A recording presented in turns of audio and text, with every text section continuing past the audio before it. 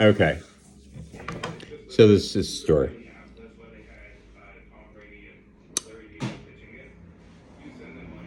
Okay, where do I start? He lives on 13th Street.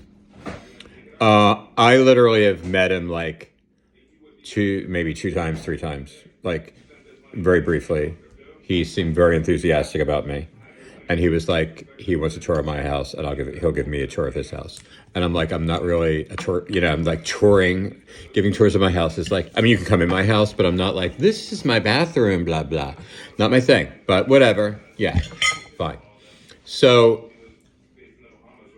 he lives in one of my frenemies' houses. He bought it. I think he might have bought it in 2015, or it had to be a while ago because. And the only reason I know some stuff about him because our friends, the culty programmers that live on the corner, they tend to know info. So I was texting them trying to figure out, and they confirmed that that's what his name was.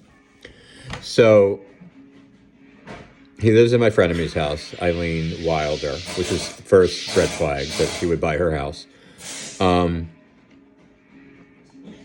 He was married at the time, and is he either from Germany? Then or like something German there, or there's an age difference. There's something odd about it there, and he's tall, or they're polyamorous or something. But Pat said maybe the wife went for girls or something. Like she was like, bi or something. I don't know. But what I was reminded was that he had some extreme beliefs. Like he was one of those, progressives that was like very anti, like quote neoliberal. So that his belief at the time during the election, that's why I thought the election, it was 2015, was that he was for Bernie. And if he wasn't for Bernie, he was for Trump because he wanted the whole thing to implode, which you see where that went. And he also stopped talking to Pat, my friend Pat, because Pat had a more nuanced story. Like, they're the culty programmers, so they're about thought, And he was talking about like, the fact that, a lot of women that were lesbians are now trans, and some of them are actually saying, oh, I really didn't want the trans thing. And like they had like a reversal of like thinking about like that. And the guy was he's like an ideologue, I think, or I forget how I put it, but he is, I put it earlier, but he's like one of those kind of people, like black and white. But I don't know that I know. Oh, I know he's tall. And apparently he's divorced now, right? How about that? I didn't know that, but I mean, why would I?